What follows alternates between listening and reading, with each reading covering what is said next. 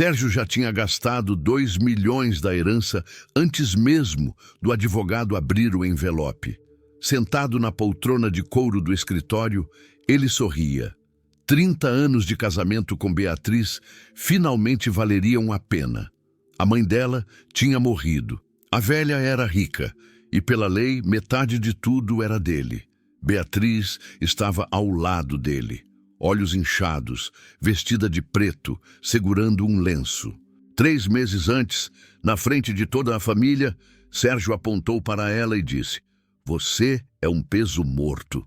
Só serve para gastar o meu dinheiro." Ele riu enquanto dizia. A família dele riu junto. Beatriz não disse nada. Apenas baixou a cabeça.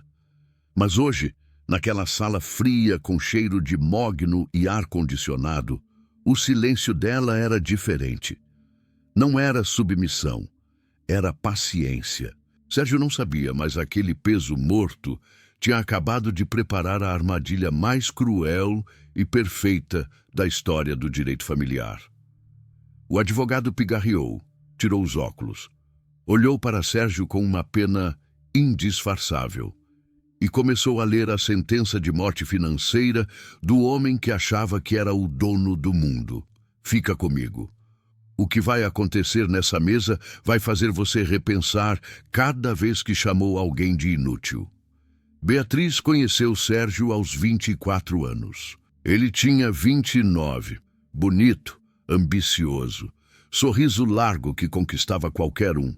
Trabalhava como vendedor numa concessionária de carros usados no centro da cidade. Sonhava em ter a própria empresa um dia. Falava disso toda vez que se encontravam. Ela era filha única de Dona Laurinda, uma mulher reservada que tinha ficado viúva aos 35 anos e nunca casou de novo. Laurinda trabalhava com imóveis desde jovem. Tinha começado com o marido, antes dele morrer num acidente de carro. Depois da morte dele, continuou sozinha. Comprava casas baratas em bairros que estavam crescendo. Reformava com capricho. Vendia mais caro, às vezes pelo dobro. Ao longo de 4 décadas tinha acumulado um patrimônio considerável. Mas Laurinda era discreta. Não gostava de ostentar. Morava numa casa simples, no mesmo bairro de sempre. Usava roupas modestas. Não tinha carro importado. Poucas pessoas sabiam quanto ela tinha acumulado ao longo dos anos. Quando Beatriz apresentou Sérgio para a mãe em um almoço de domingo, Laurinda não gostou desde o primeiro minuto. Notou como ele olhava para a casa, avaliando móveis, quadros, porcelanas. Notou como ele perguntou sutilmente sobre os negócios da família. Notou como os olhos dele brilhavam quando Beatriz mencionou casualmente que a mãe tinha alguns imóveis. Depois do almoço, quando Sérgio foi embora, Laurinda chamou a filha para conversar na cozinha. Disse que não gostou do rapaz. Disse que ele era ambicioso demais, que olhava mais para as posses do que para a pessoa, que tinha algo nos olhos dele que não era de confiança. Um brilho calculista que ela conhecia bem porque tinha visto muitas vezes ao longo da vida. Beatriz não ouviu. Estava apaixonada. Achava que a mãe era super protetora demais. Achava que Laurinda não gostaria de nenhum homem que a filha trouxesse para casa. Achava que ela ia mudar de ideia quando conhecesse melhor, quando visse como ele era trabalhador, como ele a tratava bem. Casaram 1 ano e 3 meses depois de se conhecerem. Cerimônia simples numa igreja do bairro, 40 convidados. Festa modesta na casa de Laurinda. Bolo de 3 andares, música de violão, nada luxuoso. Nas fotos do casamento, Beatriz sorria radiante em todas. Sérgio também. Mas Laurinda não sorriu em nenhuma. Aparece nos fundos, séria, os braços cruzados, observando, como se já soubesse exatamente o que iria acontecer 30 anos depois. Os primeiros anos de casamento foram bons, ou pelo menos pareceram bons para Beatriz naquela época.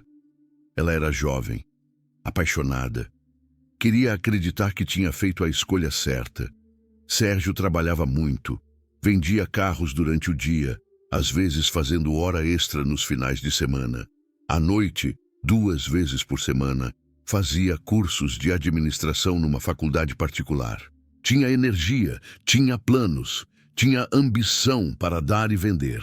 Beatriz trabalhava também. Era secretária executiva numa pequena empresa de contabilidade. Ganhava 2 salários mínimos por mês. Não era muito, mas contribuía. Pagava as contas do apartamento enquanto ele guardava dinheiro para o sonho da empresa própria. Moravam num apartamento pequeno de 2 quartos num bairro de classe média. Móveis simples, sem luxo, vida modesta, esperança grande. Lucas nasceu 4 anos depois do casamento, uma gravidez planejada. Sérgio queria um filho homem para continuar o nome da família. Beatriz queria um filho saudável, não importava o sexo. O parto foi difícil, 22 horas de trabalho de parto. No final, cesárea de emergência. Lucas nasceu às 3 da manhã de uma terça-feira de agosto. Saudável, 3 quilos e 200 gramas. Beatriz ficou em licença maternidade por 4 meses. Quando voltou ao trabalho, teve que contratar uma babá. O salário dela mal cobria o custo da babá. Sérgio começou a reclamar. Disse que não fazia sentido ela trabalhar, que gastava mais do que ganhava, que era mais eficiente ficar em casa cuidando do filho, que ele sustentava a família sozinho de qualquer forma. Beatriz resistiu no início. Gostava do trabalho, gostava de ter independência, gostava de contribuir. Mas 3 anos depois, quando Camila nasceu, a pressão ficou insuportável. 2 crianças pequenas. Uma babá não dava conta. 2 babás custavam mais que o salário dela. Sérgio insistiu. Beatriz pediu demissão. Ficou em casa para cuidar dos filhos. Foi o maior erro da vida dela, ou pelo menos pareceu na época. Sem trabalho fora, Beatriz perdeu a independência financeira. Não tinha mais salário próprio, não tinha mais conta separada no banco. Tudo que ela usava vinha do dinheiro que Sérgio dava. E ele não deixava ela esquecer isso. No começo, eram comentários pequenos, quase imperceptíveis, sobre como ele trabalhava o dia inteiro enquanto ela ficava em casa, sobre como ele pagava todas as contas enquanto ela só cuidava dos filhos e da casa, sobre como ele merecia mais reconhecimento pelo sacrifício enorme que fazia. Beatriz ouvia em silêncio. Tentava não levar para o lado pessoal. Achava que ele estava estressado com o trabalho exigente, que a pressão das vendas era grande demais, que ele descontava nela sem querer, sem perceber. Achava que ia melhorar quando a empresa própria viesse, quando a pressão diminuísse. Não melhorou. Piorou exponencialmente. Aos poucos, ao longo dos anos, os comentários viraram críticas diretas. As críticas viraram insultos velados que só ela percebia. Os insultos velados viraram insultos abertos que todos ouviam. A espiral foi lenta, gradual, imperceptível no dia a dia. Como água aquecendo devagar, o sapo nem percebe que está sendo fervido. Quando Beatriz tentou reclamar uma vez sobre o tom dele, Sérgio respondeu com uma frase cortante que ela nunca esqueceu pelo resto da vida. Você não trabalha fora. Não traz dinheiro para casa. Não paga nenhuma das contas que eu pago. Não contribui com absolutamente nada financeiro. Você não tem nenhum direito de reclamar de absolutamente nada que acontece nesta casa. Se não está satisfeita, a porta da rua é serventia da casa. A frase doeu mais do que um tapa no rosto. Beatriz abaixou a cabeça como tinha aprendido a fazer. Não respondeu. Engoliu as lágrimas. Guardou a dor para chorar sozinha de madrugada no banheiro. Quando Sérgio finalmente conseguiu abrir a própria concessionária de veículos usados, aos 40 anos de idade, o tom das humilhações mudou completamente. Agora ele se via como empresário bem-sucedido, patrão, dono do próprio negócio próspero. Homem que tinha vencido na vida através do próprio esforço e trabalho duro.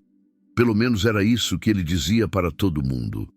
E Beatriz Na visão distorcida dele, Beatriz era apenas a esposa inútil que ficava em casa o dia inteiro sem fazer nada de produtivo, que cuidava dos filhos como qualquer mãe faz, que preparava comida 3 vezes ao dia, que lavava montanhas de roupa suja, que passava peças de roupa por horas, que limpava a casa inteira regularmente, que organizava armários, gavetas, despensa, que acordava mais cedo que todos, que dormia mais tarde que todos. Trabalho invisível, trabalho constante, trabalho exaustivo que ninguém percebia, trabalho que ninguém reconhecia ou agradecia. Sérgio começou a humilhá-la sistematicamente na frente de outras pessoas, em jantares com os amigos dele, em reuniões de família, em churrascos de fim de semana, em qualquer ocasião social. Primeiro eram piadas que pareciam quase inofensivas para quem ouvia, dizendo que a esposa coitada não sabia fazer nada além de cozinhar feijão, que ele tinha que resolver absolutamente tudo na vida deles porque ela não entendia nada de nada, que morar com ela era como ter um terceiro filho para cuidar e alimentar. As pessoas riam. Os amigos empresários dele riam achando graça. Os sócios da concessionária riam para agradar o patrão. Os clientes ricos riam para manter a relação comercial. A família inteira dele ria porque sempre tinham achado que ele merecia coisa melhor. E Beatriz fingia que também achava graça. Ria junto com todos. Forçava um sorriso automático, porque discordar era brigar. Porque brigar significava noites de silêncio glacial. Porque brigar só piorava exponencialmente as coisas dentro de casa. A família de Sérgio nunca aceitou Beatriz de verdade desde o primeiro dia. Desde o começo, achavam ela simples demais para ele. Quieta demais, sem ambição profissional, sem brilho social. Os pais dele, seu Arnaldo e Dona Dalva, vinham de família tradicional com pretensões antigas de grandeza. Achavam sinceramente que o filho merecia alguém de família socialmente importante, alguém com sobrenome reconhecido na cidade, alguém com posses e berço de ouro. Dona Dalva dizia abertamente na frente de todos que Sérgio tinha casado abaixo do nível dele, que merecia alguém que contribuísse de verdade, alguém que ajudasse ele a subir ainda mais. O cunhado Bruno e a cunhada Patrícia concordavam. Bruno em silêncio, balançando a cabeça quando a mãe falava. Patrícia em comentários maldosos quando achava que Beatriz não estava ouvindo. Mas Beatriz sempre ouvia, guardava, lembrava.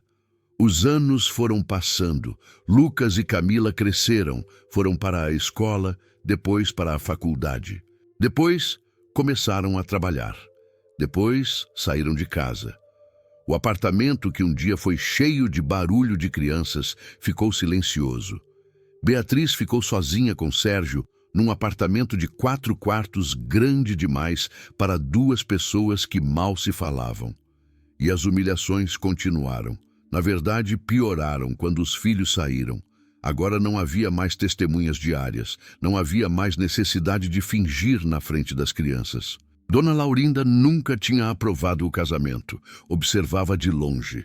Visitava a filha regularmente, via como o genro tratava Beatriz, via o brilho sumindo dos olhos dela aos poucos, ano após ano. Tentou falar várias vezes. Chegou a dizer que estava na hora de se separar, que Beatriz merecia mais, que merecia ser respeitada. Beatriz sempre defendia o marido. Dizia que ele era assim mesmo, mas que no fundo gostava dela. Dizia que 30 anos de casamento era muito para jogar fora. Dizia que era tarde demais para começar de novo. Dizia que aguentava. Laurinda desistiu de tentar convencer, mas não desistiu de planejar.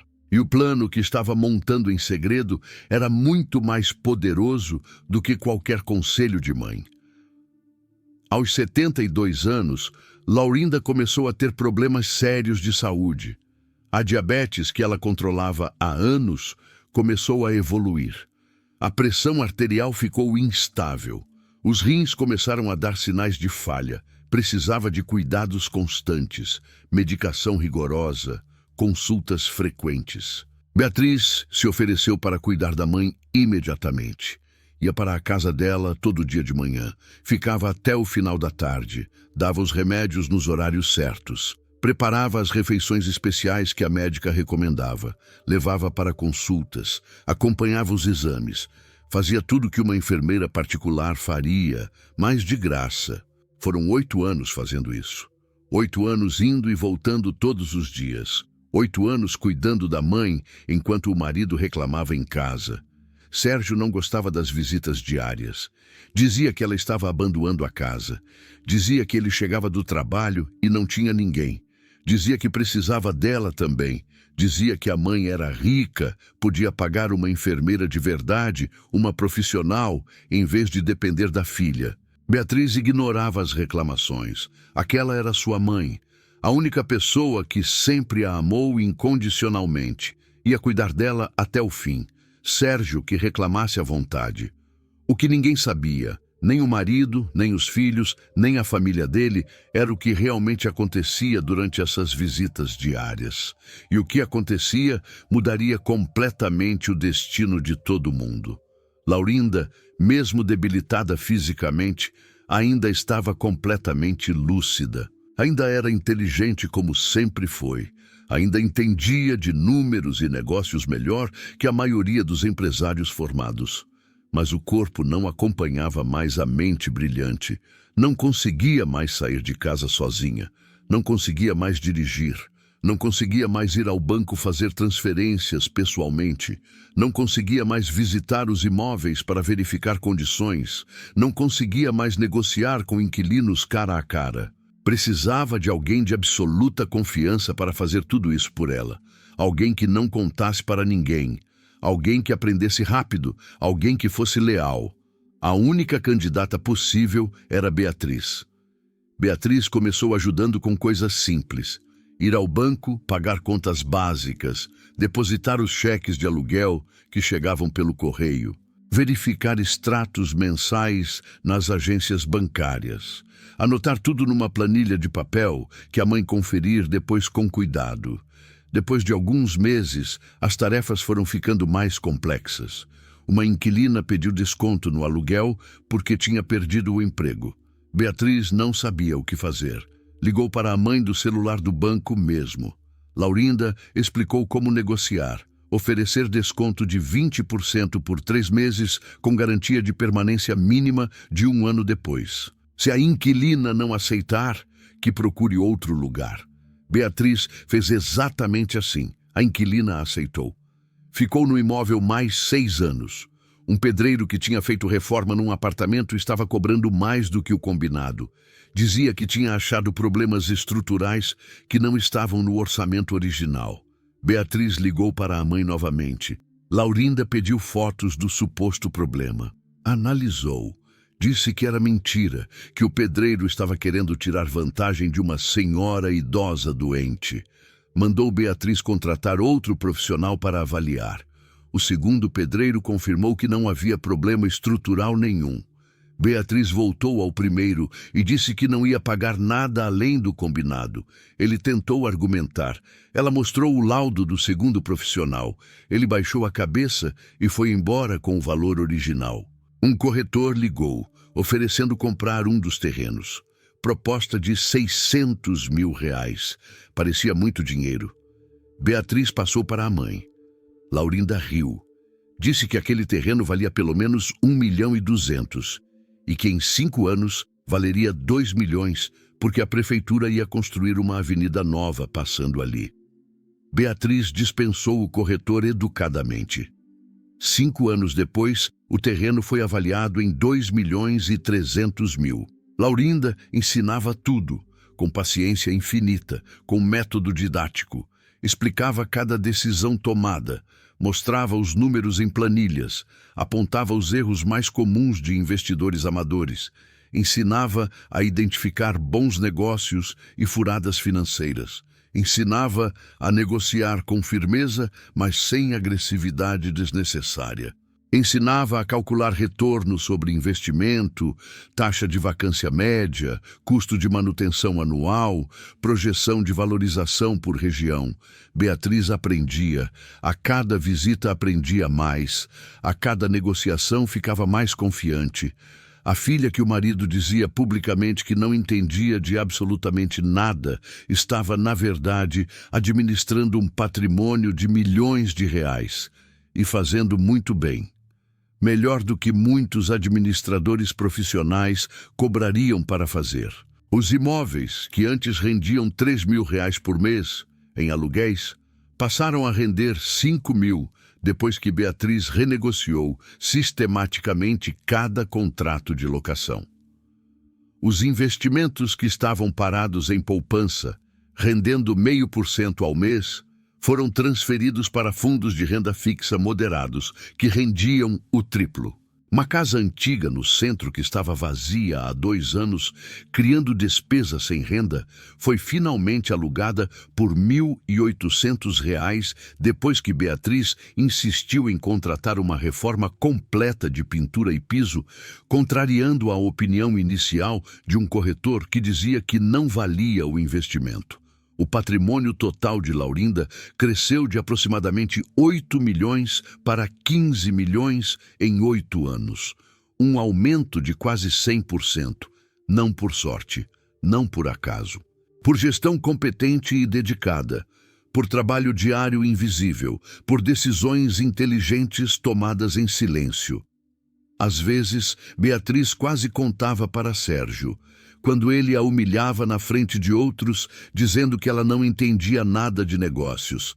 Quando ele dizia que ela não servia para nada além de cozinhar. Quando ele ria junto com a família dele. A vontade de falar era enorme. De dizer que ela administrava mais dinheiro do que a concessionária dele faturava em 10 anos. De jogar na cara dele que o peso morto estava duplicando fortunas enquanto ele mal conseguia pagar as contas da empresa. Mas Beatriz engolia as palavras, guardava o segredo, porque Laurinda tinha pedido, porque a mãe tinha um plano, porque a vingança seria muito mais doce se viesse de surpresa. Laurinda sabia exatamente o que estava fazendo durante esses 8 anos. Não estava apenas treinando a filha para administrar sozinha depois da morte. Estava documentando tudo, guardando provas, registrando cada decisão tomada por Beatriz, cada contrato negociado, cada investimento reposicionado, cada reforma coordenada.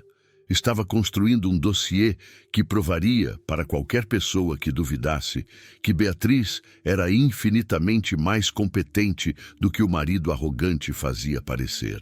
Estava preparando sua vingança final contra o genro que nunca gostou e nunca respeitou. Uma vingança que viria em forma de papel timbrado e cláusulas legais irrevogáveis.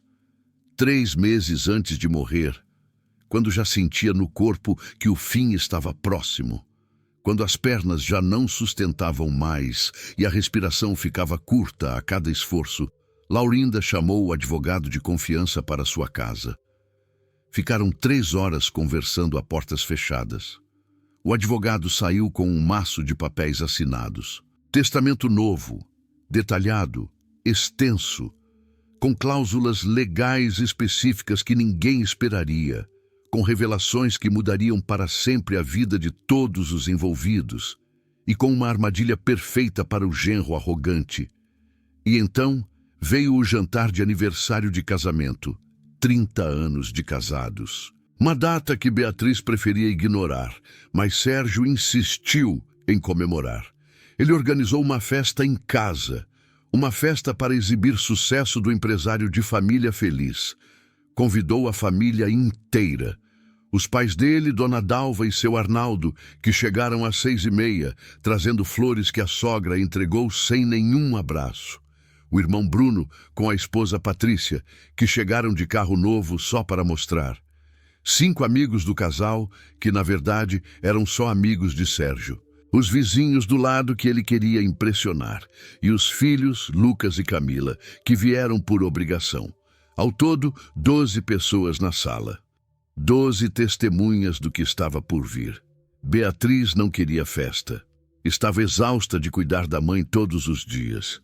Laurinda piorava a cada semana. Já quase não caminhava. Não, precisava de cadeira de rodas. Precisava de oxigênio à noite. Precisava de cuidados constantes. Mas Sérgio insistiu. Disse que 30 anos era um marco importante. Disse que precisava comemorar em grande estilo. Disse que não podia passar em branco. Disse que os amigos esperavam uma festa digna do empresário de sucesso. Beatriz cedeu. Como sempre cedia. Era mais fácil do que brigar. Passou o dia inteiro cozinhando. Acordou às 5 da manhã. Fez pão de queijo caseiro. Preparou uma lasanha de 3 camadas. Assou um pernil que marinhou desde o dia anterior. Fez uma salada elaborada com folhas, tomate cereja, queijo gorgonzola e nozes. Preparou um molho especial que só ela sabia fazer. Fez arroz branco, arroz à grega, farofa temperada. Cortou legumes para um assado colorido. À tarde, arrumou a mesa. Toalha branca que tinha passado de ferro 3 vezes para tirar todas as rugas. Pratos de porcelana que guardava para ocasiões especiais. Taças de cristal que nunca usava. Velas decorativas, flores no centro. Às 6, tomou banho, se arrumou. Colocou um vestido azul marinho discreto. O mesmo vestido que usava há 5 anos em ocasiões assim.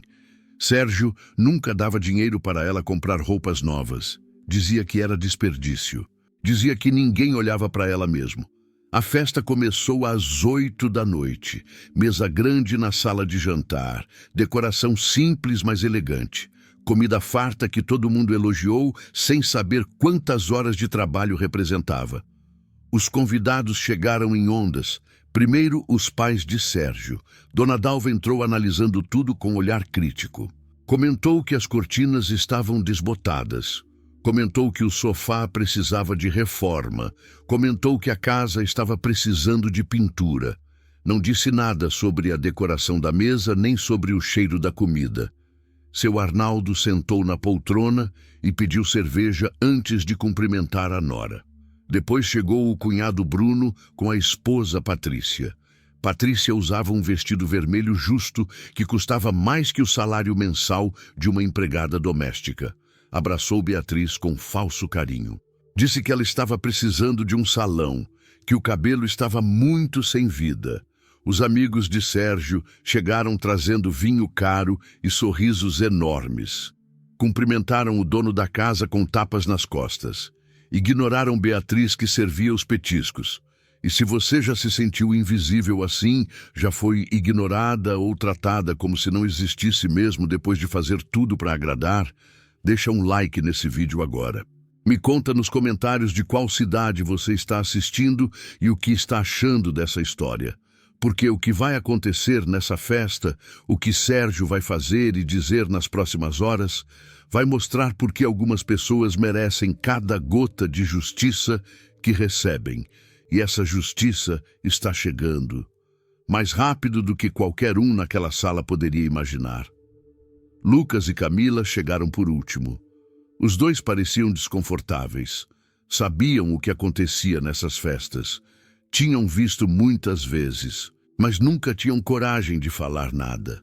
Às 9h30, depois do jantar, quando todos estavam saciados com a comida que Beatriz tinha preparado sozinha, Sérgio levantou o copo de vinho. Bateu uma colher no cristal. Pediu atenção. Disse que queria fazer um brinde. Disse que tinha algumas palavras para compartilhar. Disse que 30 anos mereciam um discurso. Beatriz gelou. Conhecia aquele tom, aquela expressão, aquele brilho nos olhos. Sabia exatamente o que vinha. Tinha visto muitas vezes antes, mas nunca em uma ocasião tão grande. Nunca com tanta gente assistindo. Sérgio começou agradecendo a todos por virem. Disse que era uma honra ter pessoas tão queridas ali. Agradeceu aos pais pelo exemplo de família, pela dedicação, pelos valores. Agradeceu ao irmão pela parceria nos negócios, pela amizade de sempre. Agradeceu aos amigos pela presença, pela lealdade. Agradeceu aos filhos por serem a razão do esforço dele, o motivo de acordar todo dia e trabalhar. A cada agradecimento, os convidados sorriam, batiam palmas leves, faziam comentários positivos. Então, com uma pausa dramática, Sérgio virou para Beatriz. Disse que 30 anos de casamento era muito tempo, 3 décadas inteiras, uma vida compartilhada. Disse que tinha sido uma jornada longa, às vezes difícil, às vezes complicada. Disse que nem sempre foi fácil conviver com alguém tão diferente dele. Os convidados riram baixinho, atentos, farejando que algo vinha. Disse que Beatriz sempre foi uma pessoa diferente dele, simples, discreta, modesta. Disse que ela nunca entendeu de trabalho de verdade, de negócios, de dinheiro, de como o mundo funcionava.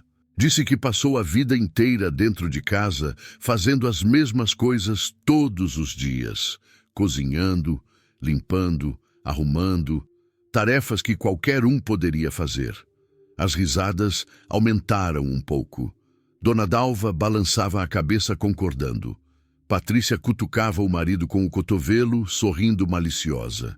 Disse que às vezes se perguntava como seria se tivesse casado com alguém diferente, alguém mais ambiciosa, alguém que entendesse o mundo dos negócios, alguém que pudesse conversar com os clientes, impressionar os sócios, participar das reuniões, alguém que contribuísse de verdade para o sucesso da família. O silêncio ficou desconfortável. Lucas e Camila baixaram os olhos para o prato. Não conseguiam olhar para a mãe. Disse que Beatriz era essencialmente um peso morto. As 3 palavras saíram claras, deliberadas: peso, morto, um fardo que ele carregava nas costas há 30 anos, alguém que vivia às custas dele, que gastava o dinheiro que ele ganhava trabalhando, que não produzia absolutamente nada.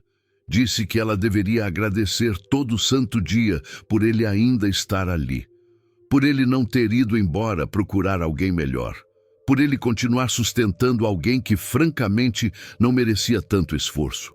As palavras cortavam o ar. O silêncio que se seguiu era pesado. Alguns convidados olhavam para o chão, outros olhavam para Beatriz esperando reação. Dona Dalva sorria abertamente. Patrícia mal continha a risada. Sérgio ergueu o copo ainda mais alto. A Beatriz, disse ele, o peso morto da minha vida, que pelo menos, seja lá o que ela faça, faz uma boa comida. Os pais dele riram alto. Acharam hilário. Dona Dalva bateu palmas sozinha. Seu Arnaldo gargalhou e repetiu: peso morto, essa foi boa. O irmão e a cunhada riram junto, trocando olhares cúmplices. Os amigos riram nervosos, sem saber se deviam. Os vizinhos riram baixinho, desconfortáveis, mas não querendo desagradar o anfitrião. Lucas e Camila ficaram paralisados, olharam para a mãe, olharam para o pai. Queriam dizer alguma coisa, queriam defender, mas não conseguiam. Tinham aprendido a ficar em silêncio. Beatriz sorriu, um sorriso ensaiado, automático, vazio de qualquer emoção real. O mesmo sorriso praticado ao longo de 30 anos de humilhações progressivas. Ergueu o próprio copo de vinho. Disse obrigada num tom neutro. Bebeu um gole longo. Não disse mais nada. Não brigou. Não chorou. Não saiu correndo. Não jogou o vinho na cara dele como parte dela queria. Não gritou que ele era um monstro como outra parte desejava. Apenas gravou. Cada palavra dita, cada risada cruel, cada rosto que ria junto, cada pessoa que ficou em silêncio sem defender, cada filho que baixou os olhos. Gravou tudo como uma câmera mental que nunca seria apagada. 3 meses depois, Dona Laurinda morreu. O enterro foi pequeno, poucas pessoas. Laurinda sempre foi reservada. Não tinha muitos amigos, não gostava de multidões. Sérgio foi ao enterro por obrigação. Apareceu de terno escuro e expressão de circunstância. Ficou olhando o relógio durante todo o velório. Reclamou baixinho da demora da cerimônia para a cunhada. Perguntou 3 vezes quando iam abrir o testamento. Beatriz ouviu cada comentário, cada reclamação, cada pergunta desrespeitosa sobre dinheiro enquanto o corpo da mãe ainda estava quente. Segurou a raiva em silêncio como tinha aprendido a fazer ao longo de 30 anos. Enterrou a mãe com dignidade, chorando por dentro o que não podia mostrar por fora. Naquela noite, sozinha no antigo quarto da mãe, Beatriz abriu a gaveta da mesinha de cabeceira. Encontrou uma carta lacrada com seu nome escrito à mão. A letra trêmula de Laurinda, escrita nos últimos meses de vida. A carta explicava tudo. O testamento, as cláusulas, a dívida, o plano. Laurinda tinha passado anos preparando aquele momento, anos guardando documentos, anos consultando advogados, anos planejando a vingança que a filha merecia, mas nunca teria coragem de executar sozinha. A carta terminava com uma frase que Beatriz leu e releu várias vezes naquela noite. Minha filha querida, eu sei que você nunca vai deixar ele por conta própria. Então eu vou fazer ele deixar você, e quando ele sair, vai sair sem nada. Exatamente como ele fez você se sentir todos esses anos. Beatriz chorou por horas segurando aquela carta. Chorou de saudade, de gratidão, de alívio, de raiva acumulada, finalmente encontrando uma saída. Uma semana depois do enterro, o advogado ligou para todos os interessados. Marcou a leitura do testamento para a próxima quinta-feira, às 10 da manhã. Pediu que todos comparecessem pontualmente. Disse que havia questões importantes a tratar. Sérgio ficou mais animado do que ficaria com uma festa de Natal. Perguntou ao advogado quanto a sogra tinha deixado, mas o advogado disse que era confidencial até a leitura oficial. Perguntou se dava para adiantar alguma coisa, mas o advogado disse que não podia informar nada por telefone. Nos dias seguintes, Sérgio não falou de outra coisa. Disse que ia finalmente tirar a concessionária do marasmo. Disse que ia comprar o terreno vizinho, que estava barato. Disse que ia contratar mais vendedores. Disse que aquele dinheiro da herança ia mudar completamente o jogo. Calculou em voz alta quanto seria a parte deles. Se a sogra deixou 10 milhões, seriam 5 para Beatriz e metade disso seria dele por direito. 2,5 milhões só para ele. Se deixou 15 milhões, seriam quase 4 milhões só dele. Beatriz ouvia em silêncio. Não corrigia. Não comentava. Não deixava transparecer absolutamente nada do que sabia. Guardou a carta da mãe numa gaveta trancada e fingiu não saber de nada. A espera foi deliciosa. O dia da leitura chegou. Uma quinta-feira clara de outono. Céu azul sem nuvens. Temperatura amena. Escritório do advogado ficava no 8º andar de um prédio comercial no centro da cidade. Sala elegante com móveis de qualidade. Mesa de madeira escura polida. Poltronas de couro preto dispostas em semicírculo. Ar-condicionado mantendo a temperatura gelada. Quadros abstratos nas paredes brancas. Cheiro de café recém-passado vindo de uma copa adjacente. Sérgio chegou 20 minutos antes do horário marcado. Vestiu o melhor terno que tinha, gravata nova comprada para a ocasião, sapatos engraxados, cabelo penteado com gel. Sentou na poltrona mais próxima da mesa do advogado, a perna direita balançando nervosamente de ansiedade mal contida. Ficou olhando para o relógio a cada 2 minutos, já calculando mentalmente quanto ia receber, já planejando onde ia gastar primeiro. Lucas e Camila chegaram juntos, sentaram ao lado do pai. Em silêncio, Beatriz chegou por último, vestido preto, sem maquiagem, olhos ainda inchados. O advogado era um homem de 60 anos, cabelo branco, óculos de aro grosso. Expressão séria. Conhecia Dona Laurinda há décadas. Tinha preparado o testamento pessoalmente. Abriu o envelope, tirou as folhas, pigarreou, disse que ia ler na íntegra, que prestassem atenção. Começou com os preâmbulos legais, identificação da testadora, data, local, testemunhas. Sérgio estava impaciente, perna balançando nervosamente debaixo da mesa, dedos tamborilando na poltrona. Queria saber dos números, do patrimônio total, de quanto ia receber, de quando o dinheiro estaria disponível. O advogado percebeu a ansiedade, mas não se apressou. Continuou lendo cada palavra no seu próprio ritmo. Tinha instruções específicas de Dona Laurinda para fazer exatamente assim. Finalmente, chegou na parte principal. Leu que Dona Laurinda, em plena capacidade mental, declarava que deixava todo o seu patrimônio para sua filha única, Beatriz de Souza Marques. O patrimônio incluía 17 imóveis distribuídos na cidade, sendo 8 apartamentos, 5 casas, 3 terrenos e um conjunto comercial. Incluía aplicações financeiras em renda fixa, fundos de investimento e ações diversificadas. Incluía contas bancárias em 3 instituições diferentes. Incluía joias, obras de arte, mobiliário de valor. Incluía 2 veículos. Valor total estimado, 15 milhões de reais. A sala ficou em silêncio absoluto por alguns segundos. 15 milhões. Era mais do que qualquer um esperava. Muito mais. Sérgio relaxou visualmente. Um sorriso pequeno surgiu no canto da boca. Era esperado que a filha única herdasse tudo. E ele, como marido em regime de comunhão parcial de bens há 30 anos, teria direito à metade de tudo que ela recebesse após o casamento. Na pior das hipóteses, teria acesso a milhões através da esposa. Não era exatamente bilhões, mas era mais dinheiro do que ele jamais teve na vida. Já estava mentalmente calculando. Poderia expandir a concessionária, poderia comprar o terreno vizinho, poderia abrir filial em outra cidade, poderia finalmente ter o padrão de vida que merecia. O advogado pigarreou novamente.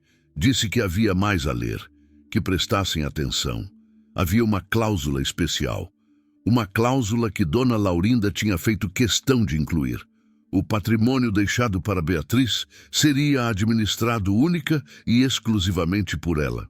Nenhum cônjuge, presente ou futuro, independente do regime de bens, teria qualquer direito sobre os bens herdados. A herança era declarada incomunicável, impenhorável e inalienável em favor de terceiros por prazo indeterminado.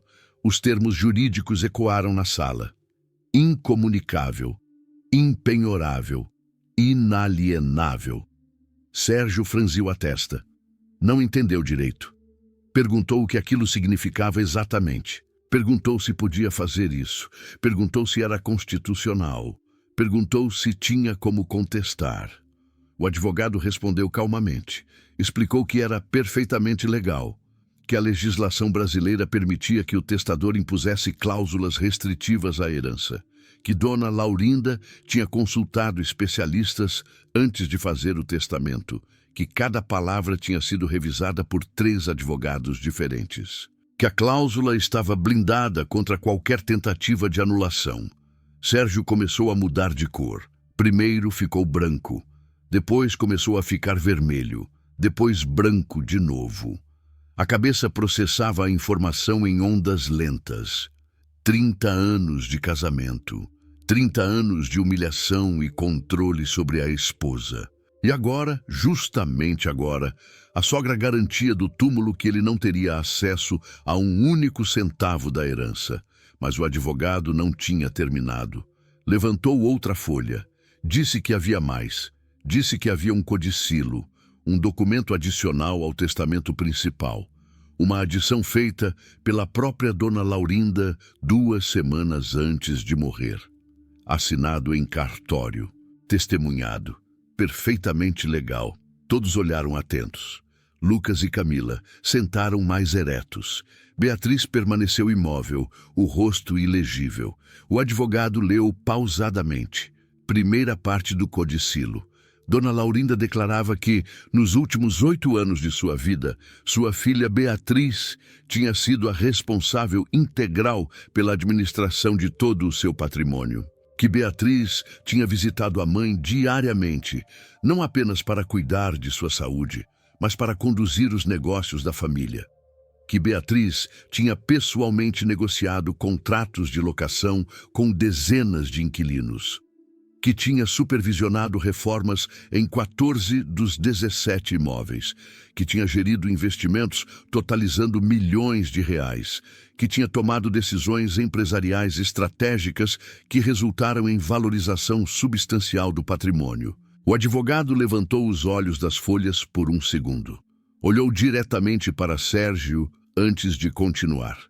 Disse que Dona Laurinda declarava formalmente que o patrimônio atual de 15 milhões de reais era, em grande e inequívoca parte, resultado direto do trabalho de sua filha Beatriz. Que quando Beatriz começou a administrar, 8 anos antes, o patrimônio valia aproximadamente 8 milhões. Que Beatriz tinha praticamente dobrado o valor em menos de uma década. Que sem o trabalho de Beatriz, o patrimônio teria se deteriorado, que inquilinos problemáticos teriam causado prejuízos, que imóveis vazios teriam ficado abandonados, que investimentos mal aplicados teriam perdido valor. Sérgio ouviu as palavras sem conseguir processar direito. A esposa, que ele chamava publicamente de peso morto, de parasita, de inútil que só gastava dinheiro, tinha multiplicado uma fortuna de 8 para 15 milhões. Enquanto ele achava que ela passeava na casa da mãe sem fazer nada, ela estava administrando um império imobiliário. Mas ainda não tinha acabado. O advogado ainda segurava outras folhas. Segunda parte do codicilo. Dona Laurinda declarava que 20 anos antes tinha feito um empréstimo pessoal ao seu genro Sérgio Marques. O empréstimo, formalizado em nota promissória reconhecida em cartório, tinha sido utilizado para a abertura da concessionária de veículos que atualmente levava o nome do genro. O valor original do empréstimo era de 300 mil reais. Com juros compostos de 1% ao mês, conforme acordado na nota promissória, mais correção monetária pelo índice oficial ao longo de 20 anos, a dívida atualizada era de aproximadamente 2 milhões e 600 mil reais. Dona Laurinda declarava que a dívida nunca foi paga, que o genro nunca fez nenhum pagamento, que ela cobrou por anos e sempre recebeu promessas vazias, que ela desistiu de cobrar em vida, mas não desistiria de cobrar após a morte. A dívida deveria ser cobrada de Sérgio Marques pelo espólio. O pagamento deveria ser efetuado em prazo máximo de 12 meses contados a partir da leitura do testamento. Caso o prazo não fosse cumprido, as garantias originais deveriam ser automaticamente executadas, sem necessidade de nova autorização judicial. As garantias incluíam um bem imóvel registrado em nome do devedor. O advogado fez uma pausa para efeito. Olhou para Sérgio. Disse que a garantia era o terreno comercial onde atualmente funcionava a concessionária de veículos Sérgio Motors. O silêncio no escritório era tão absoluto que dava para ouvir o ar-condicionado funcionando no andar de cima. Sérgio estava paralisado, branco como cal, tremendo visivelmente, as mãos agarrando os braços da poltrona como se fosse cair. A concessionária, o orgulho da vida dele, o símbolo do sucesso que exibia para todos, o negócio que usava para provar que era superior à esposa. Tudo construído com dinheiro emprestado da sogra que ele desprezava.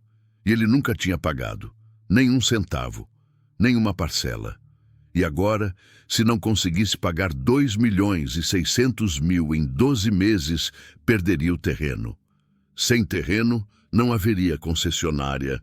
Perderia tudo que tinha construído, tudo que exibia, tudo que usava para se sentir superior. Lucas e Camila olhavam alternadamente para os pais, sem saber o que dizer, sem saber de que lado ficar. O mundo que conheciam estava desabando. Beatriz estava imóvel.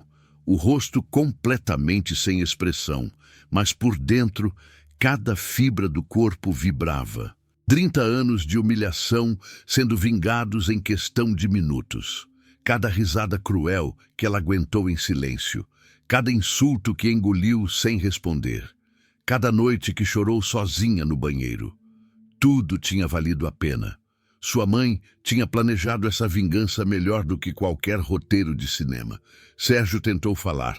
A voz saiu fraca, trêmula, completamente diferente do tom arrogante que usou no jantar de aniversário. Disse que não era assim.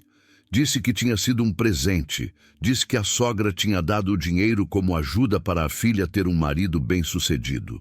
Disse que nunca foi empréstimo. Disse que ninguém falou em pagar. O advogado tirou o outro papel da pasta. Calmamente, metodicamente. Uma nota promissória original, papel amarelado pelo tempo. Assinatura de Sérgio Marques no canto inferior. Reconhecimento de firma no cartório. Data de 20 anos atrás.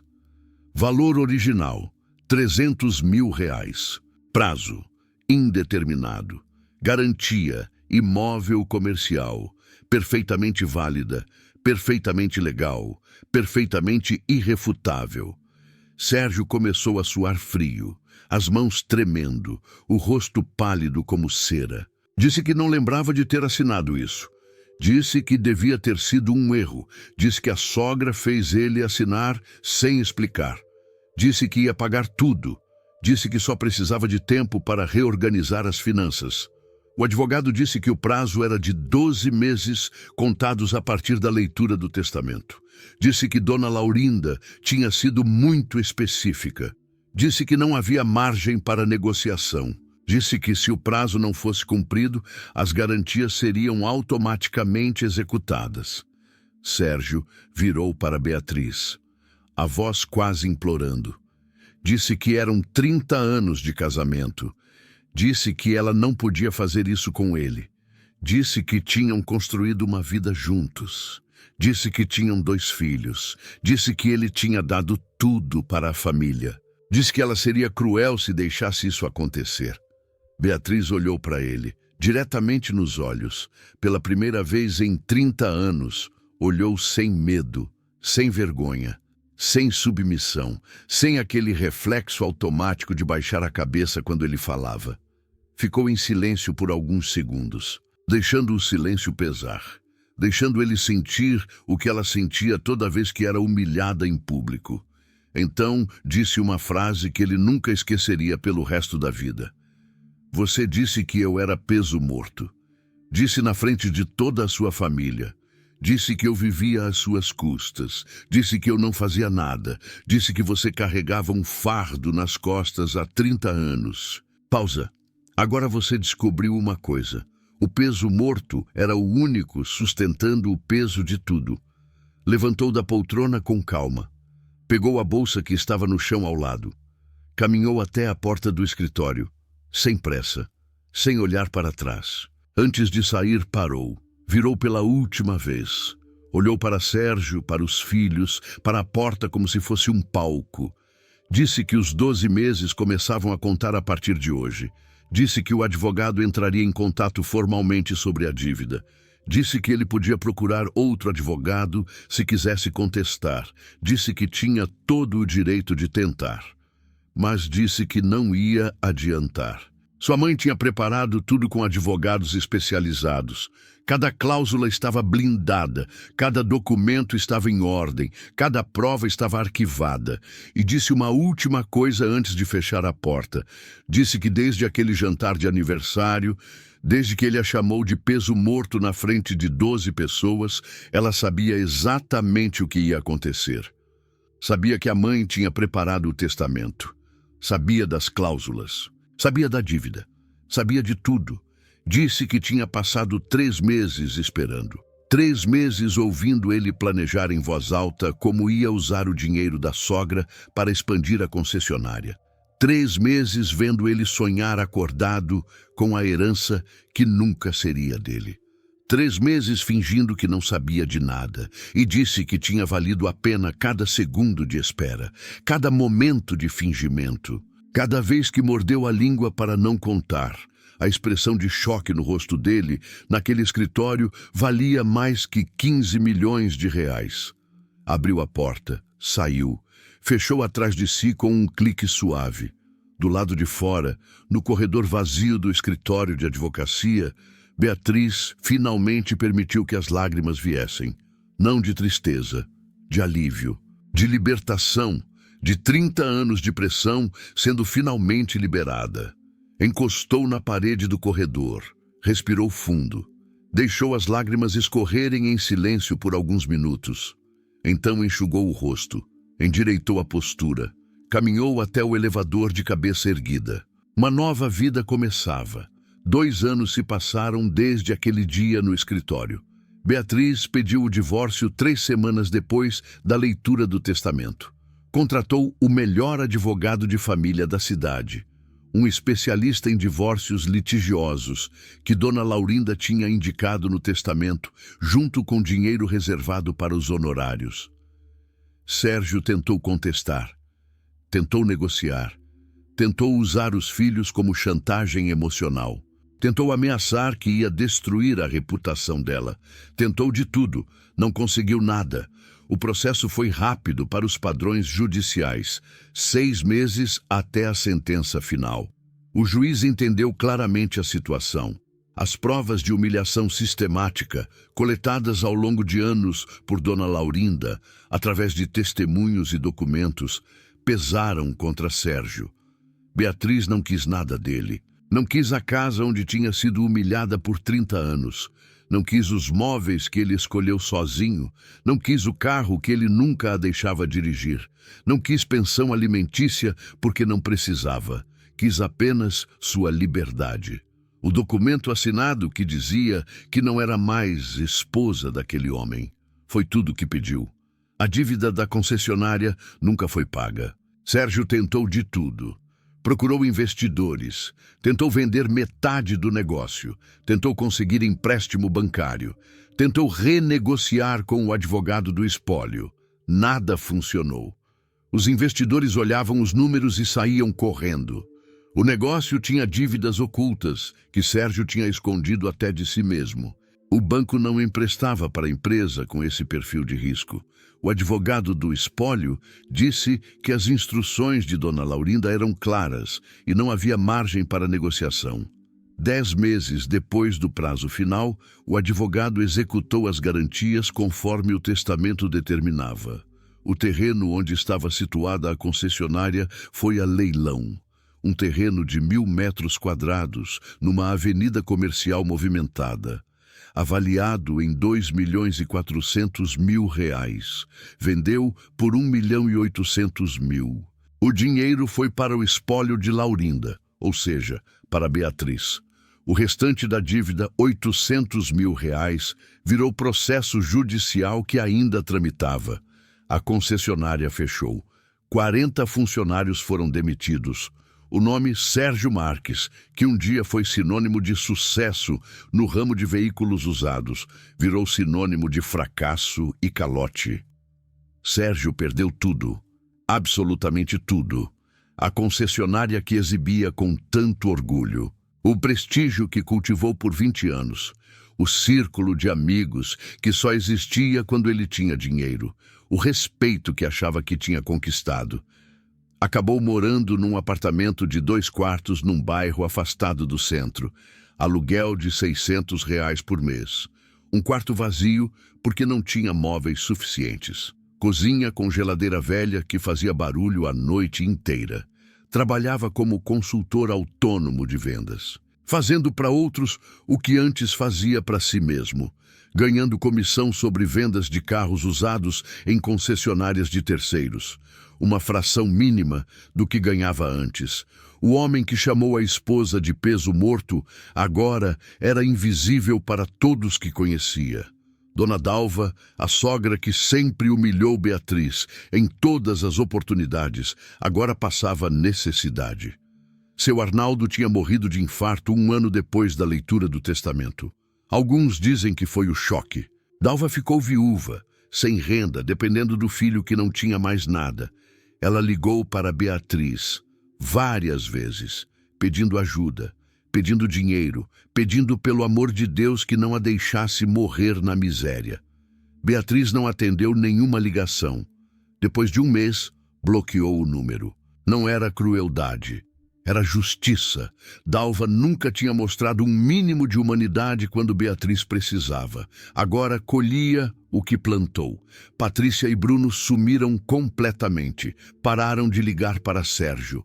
Pararam de aparecer nas datas importantes. O casal que ria junto das humilhações agora fingia que não conhecia o cunhado falido. Bruno estava com medo de ser associado ao fracasso do irmão. Patrícia estava com medo de manchar a própria reputação. Os dois desapareceram como ratos abandonando o navio afundando. Lucas e Camila demoraram mais para processar tudo o que aconteceu. Os dois tinham crescido vendo a mãe ser humilhada pelo pai.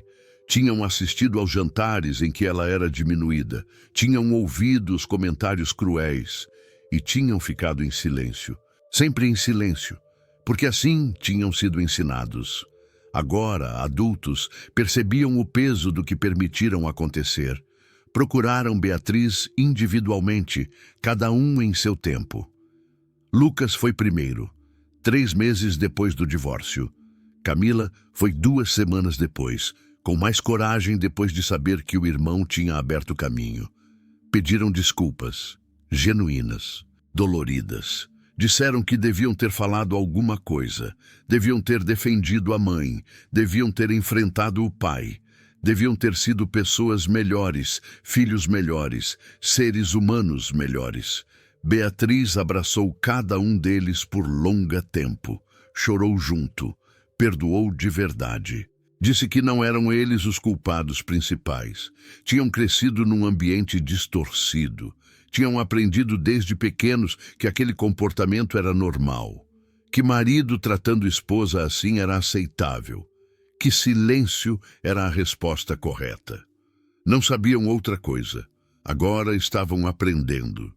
E isso era o que importava. Os dois trabalham hoje para a empresa que Beatriz herdou da mãe, uma administradora de imóveis e investimentos que cresceu de 15 para 18 milhões de patrimônio sob gestão em apenas 2 anos. Lucas cuida da área jurídica. Usa os conhecimentos de direito para proteger os contratos, revisar os acordos, garantir que tudo esteja em ordem legal. Trabalha com dedicação, querendo provar para a mãe que é diferente do pai. Camila cuida da gestão operacional. Supervisiona os imóveis, coordena as reformas, negocia com inquilinos. Descobriu que tem talento para negócios, igual à avó que nunca conheceu direito.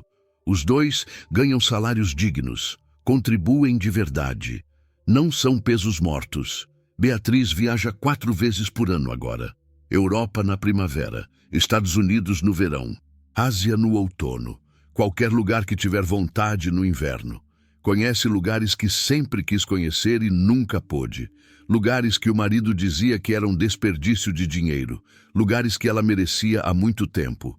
Em cada viagem, posta fotos discretas nas redes sociais. Não por vaidade, por justiça poética. Para que todos que um dia riram dela vejam que a vida mudou. No escritório principal da empresa, há uma foto grande na parede atrás da mesa. Dona Laurinda, em preto e branco, olhando diretamente para a câmera, sorrindo discretamente, como sempre sorria. Os olhos sábios que enxergaram tudo, planejaram tudo, prepararam tudo. Ao lado da foto, numa moldura menor, há uma frase que Laurinda escreveu de próprio punho numa carta encontrada junto com o testamento. Para minha filha Beatriz, que sempre foi forte demais para perceber a própria força. E corajosa demais para aceitar que merecia mais. Beatriz lê essa frase toda manhã quando chega ao escritório. Toda manhã lembra da mãe. Toda manhã agradece em silêncio. E na gaveta da mesa, guardada num compartimento secreto que ela abre de vez em quando, está a aliança de casamento. Ouro amarelo desbotado. Tamanho que não caberia mais no dedo. Símbolo de 30 anos de sacrifício, silêncio, humilhação, tirada no dia em que assinou os papéis do divórcio, nunca mais usada, nunca mais tocada. Beatriz olha para ela ocasionalmente. Lembra de tudo, das humilhações diárias, das risadas cruéis, das noites chorando escondida no banheiro, do jantar de aniversário em que foi chamada de peso morto na frente de 12 pessoas. E lembra, com satisfação silenciosa, do rosto de Sérgio no escritório do advogado quando entendeu que tinha perdido tudo. Não era vingança. Beatriz dizia isso para ela mesma e acreditava de verdade. Nunca foi sobre vingança. Era justiça, a forma mais pura de justiça. A justiça que sua mãe planejou anos antes de morrer. A justiça lenta, paciente, inevitável. A justiça que todo peso morto merece quando finalmente mostra do que é realmente capaz. E foi assim que Beatriz provou o que deveria ter sido óbvio desde o primeiro dia de casamento.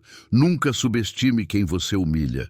Nunca chame de peso morto quem carrega você nas costas. Nunca ache que silêncio significa concordância. Nunca confunda paciência com fraqueza. Porque às vezes, a pessoa mais silenciosa da mesa é a que tem mais a dizer. E quando ela finalmente fala, você descobre que todo o peso que você jogava nas costas dela era, na verdade, o peso que você carregava sozinho. E agora, sem ela para sustentar, você afunda.